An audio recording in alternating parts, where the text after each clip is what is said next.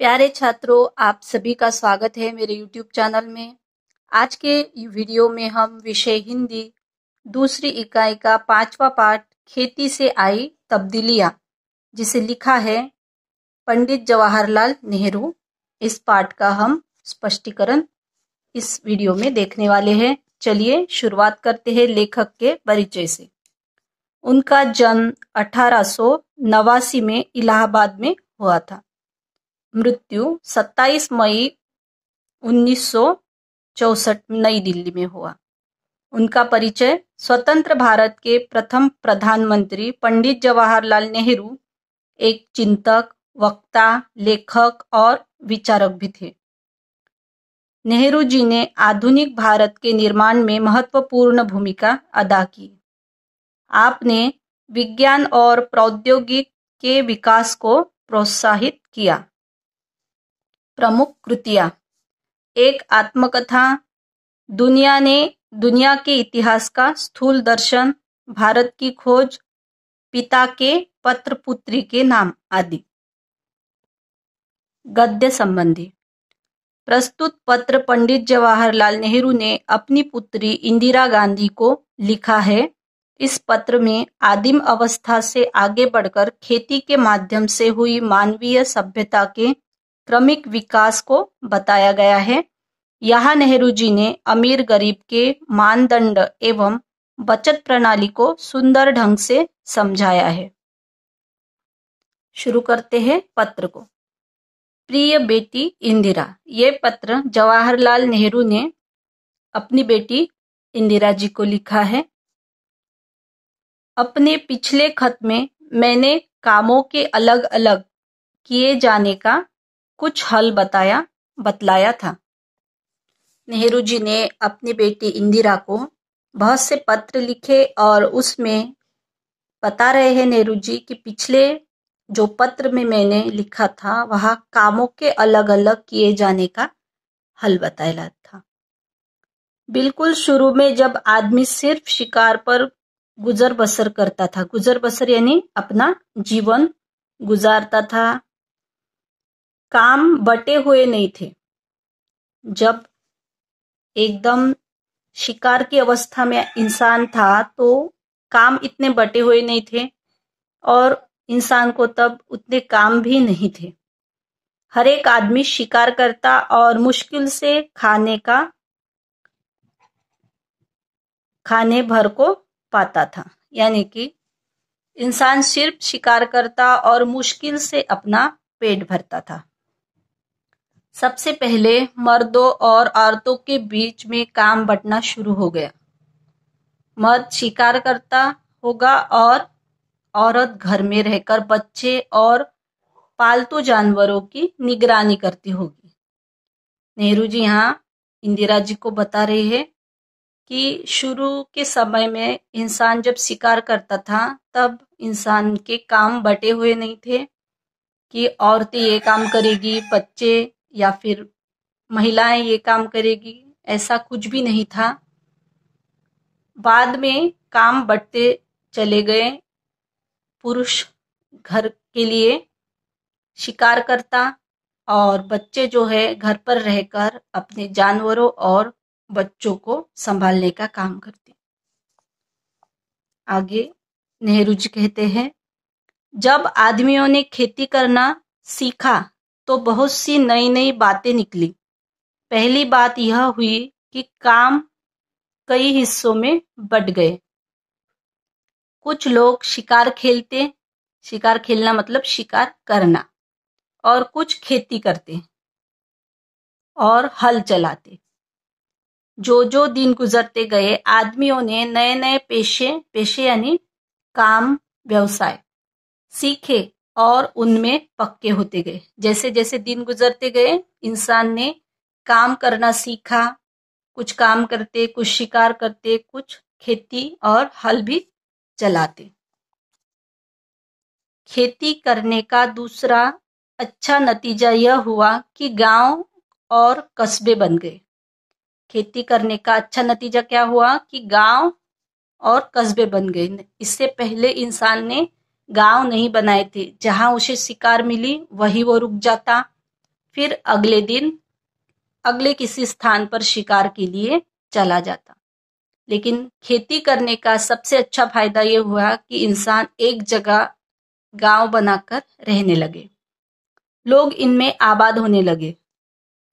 खेती के पहले लोग इधर उधर घूमते फिरते थे और शिकार करते थे। उनके लिए एक जगह रहना जरूरी नहीं था, क्योंकि वो सिर्फ शिकार करके अपना भरण पोषण करते थे, तो उनके लिए जरूरी नहीं था कि वो एक जगह रहे, वो कहीं भी आ जा सकते थे। शिकार हर एक जगह मिल जाता था, क्योंकि सभी जगह जंगल थे। शिकार कहीं भी उन्हें मिल जाता, वो कहीं भी अपना पेट भर लेते थे। इसके सिवा उन्हें गायों, बकरियों और अपने दूसरे जानवरों की वजह से इधर उधर घूमना पड़ता था, क्योंकि उन्हें जानवरों को भी पेट भरना था। जहां उनको चारा मिले वहां वो चले जाते। इन जानवरों के चराने के लिए चरागाहों की जरूरत थी। चरागाहों मतलब जहां जानवर हम चराने ले जाते हैं, उसे चरागाह कहते हैं। एक जगह कुछ दिनों तक चरने के बाद जमीन में जानवरों के लिए काफी घास पैदा नहीं होती और सारी जाति को दूसरी जगह जाना पड़ता था। मतलब एक जगह जब जानवर चरते हैं तो वहां की घास नष्ट हो जाती है और फिर से चराने के लिए उन्हें सभी जाति को, यानी कि सभी इंसानों को दूसरी जगह उन जानवरों को ले जाना पड़ता था। जब लोगों को खेती करना आया तो उनका जमीन के पास रहना जरूरी हो गया। जब इंसान खेती करने लगा तो इंसानों को खेती जहां पर की गई है वहां पर ही रहना जरूरी हो गया था। जमीन को जोत बोकर वे छोड़ नहीं सकते थे। उन्हें साल भर तक खेती का काम में ही लगा रहना रहता था और इस तरह गांव और शहर बने। इंसान जब खेती में बीज बोता था तो साल भर तक उसी के कामों में उसे लगा रहना पड़ता था, जब तक कि वहां खेती से अनाज नहीं निकलता। दूसरी बड़ी बात जो खेती से पैदा हुई वह यह थी कि आदमी की जिंदगी ज्यादा आराम से कटने लगी। जब वो खेती करने एक जगह रहता, वह उसी से गांव और शहर बनने लगे। और दूसरी बात ये थी कि इंसान की जिंदगी ज्यादा आरामदायक हुई जब वो खेती करने लगा। खेती से जमीन में अनाज पैदा करना सारे दिन शिकार खेलने से कहीं ज्यादा आसान था। इसके सिवा जमीन में अनाज भी इतना पैदा होता था कि वो खा नहीं सकते थे। शिकार करने से ज्यादा खेती करना बहुत ही ज्यादा आसान था। शिकार करना बहुत मुश्किल भरा काम था और एक दिन की शिकार एक दिन में वो खा सकते थे या कुछ भी जमा नहीं कर सकते थे। लेकिन खेती में इतना अनाज पैदा होता था कि वह खाकर भी बहुत सारा अनाज बच भी जाता था। जमीन में अनाज भी इतना पैदा होता था कि जितना वे एकदम खा नहीं सकते थे, इसे वे सुरक्षित रखते थे। एक और मजे की बात सुनो, जब आदमी निपट शिकारी था तो वो कुछ जमा न कर सकता था या कर भी सकता था तो बहुत कम, किसी तरह पेट भर लेता था। नेहरू जी यहाँ इंदिरा जी को बता रहे हैं कि जब इंसान सिर्फ शिकारी था तो वो कुछ भी जमा नहीं कर सकता था। कल के लिए क्या खाएं वो कल उठकर ही तय किया जाता था, इसलिए उसे कुछ भी जमा करने की जरूरत नहीं थी और जमा कर भी ले तो वो बहुत ही कम था। किसी तरह उसका पेट भर जाता था। लेकिन खेती करने से क्या हुआ, इंसान बचा हुआ अनाज जमा करके सुरक्षित रखता था। उसे तो अपना पेट भरने के लिए रोज शिकार खेलना पड़ता था। आज भूख लगी है तो इंसान को आज ही शिकार करनी पड़ती थी, लेकिन खेती इससे बहुत ही अलग थी। खेती से उसे एक फसल में जरूरत से ज्यादा मिल जाता, अतिरिक्त खाने को वो जमा कर देता था। इस तरह लोगों ने अतिरिक्त अनाज जमा करना शुरू कर दिया। खेती का अनाज जो है वो साल भर के लिए उसे जमा करके रखता था। लोगों के पास अतिरिक्त अनाज इसलिए हो जाता था कि वह उससे कुछ ज्यादा मेहनत करते थे जितना सिर्फ पेट भरने के लिए जरूरी था। इंसान खेती में ज्यादा मेहनत करने लगा और ज्यादा फसल पाने लगा, इसलिए उसके पास बहुत सारा अनाज जमा रहता था। तुम्हें मालूम है कि आज कल बैंक खुले हुए हैं जहां लोग रुपए जमा करते हैं और चेक लिखकर निकाल सकते हैं। नेहरू जी इंदिरा जी को बता रहे हैं कि आजकल बैंक खुले हुए हैं जहां पर लोग अपने रुपए पैसे जमा करते हैं और चेक के माध्यम से वो निकाल सकते हैं। यह रुपया कहाँ से आता है? अगर तुम गौर करो तो तुम्हें मालूम होगा कि यह अतिरिक्त रुपया है, यानी कि ज्यादा है। अतिरिक्त यानी ज्यादा, यानी ऐसा रुपया जिसे लोगों को एक बारगी खर्च करने की जरूरत नहीं है। यानी कि ऐसा रुपया हम बैंक में जमा करते हैं जो हमारे अभी काम का नहीं है, क्योंकि हम अभी खर्चा नहीं करना चाहते। इसे वे बैंक में रखते हैं वही लोग मालदार है जिनके पास बहुत सा अतिरिक्त रुपया है, और जिनके पास कुछ नहीं है वो गरीब है। यहाँ नेहरू जी कह रहे हैं कि जिनके पास बैंक में रखने के लिए अतिरिक्त पैसा है वो अमीर है, लेकिन जिनके पास ऐसा अतिरिक्त पैसा नहीं है वो लोग गरीब हैं। आगे तुम्हें मालूम होगा कि यह अतिरिक्त रुपया आता कहाँ से है।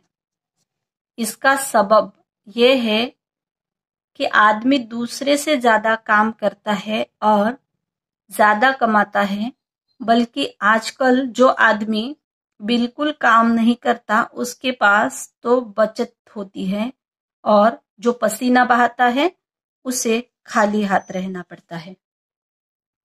नेहरू जी कह रहे हैं इंदिरा जी को कि ऐसा नहीं है कि इंसान ज्यादा काम करता है, मेहनत करता है तो उसके पास ज्यादा पैसा है बचत करने के लिए। नेहरू जी कह रहे हैं बिल्कुल इसके उल्टा है। जो ज्यादा काम नहीं करता है उसके पास बहुत सारा रुपया है, और जो बहुत पसीना बहाकर मेहनत करता है उसके हाथ खाली है। कितना बुरा इंतजाम है, यानी सृष्टि का ये कैसा नियम है कि जो ज्यादा काम करता है उसके पास रुपया कम है, वो उसे खाली हाथ रहना पड़ता है, और ज्यादा जो काम नहीं करता उसके पास बैंक में रखने के लिए रुपया है। बहुत से लोग समझते हैं कि इसी बुरे इंतजाम के कारण दुनिया में आज कल इतने गरीब आदमी हैं। अभी शायद तुम यह बात समझ न सको, इसलिए मैं इसमें सिर न खपाओ। सिर न खपाओ मतलब ज्यादा दिमाग मत लगाओ यहाँ इस बात को समझने में। थोड़े दिनों में तुम इसे समझने लगोगी, यानी कि तुम थोड़ी बड़ी हो जाओगी, तुम्हें थोड़ी समझ आ जाएगी, तो इन सब बातों को तुम अपने आप ही समझ जाओगी। इस वक्त तुम्हें इतना ही जानना पर्याप्त है कि खेती से आदमी को उससे ज्यादा खाना मिलने लगा जितना वह खा नहीं सकता था। यह जमा कर लिया जाता था। उस जमाने में रुपए न थे, बैंक। जिनके पास बहुत सी गाय, भेड़े, ऊंट या अनाज होता वे ही अमीर कहलाते थे। पत्र के आखिरी में नेहरू जी यहाँ कह रहे हैं कि तुम्हें सिर्फ इतना जानना है कि खेती से आदमी को उससे बहुत सारा खाना मिलने लगा जितना वो खा नहीं सकता, और जो वो खा नहीं सकता उसे वो जमा कर लेता था। उस जमाने में इस जमाने की तरह बैंक नहीं थे, रुपए नहीं थे, तो इंसान अपने पास गाय, भेड़े या ऊंट इस तरह की जानवर पालते थे, और अमीर वही कहलाते जिनके पास बहुत सारे जानवर और बहुत सारा जमा किया गया अनाज हो। इस तरह से पत्र का आखिर में पत्र आखिर समाप्त हो जाता है और नीचे दिया गया है तुम्हारा पिता जवाहरलाल नेहरू। इस तरह से नेहरू जी ने अपनी बेटी इंदिरा जी को खत में खेती से आई तब्दीलियां शुरू से अब तक पत्र में ही बताई है। यह पाठ पसंद आए तो कमेंट करके मुझे ज़रूर बताइए और मेरे चैनल को सब्सक्राइब करना बिल्कुल मत भूलिए। फिर मिलेंगे अगले वीडियो के साथ। वीडियो देखने के लिए धन्यवाद।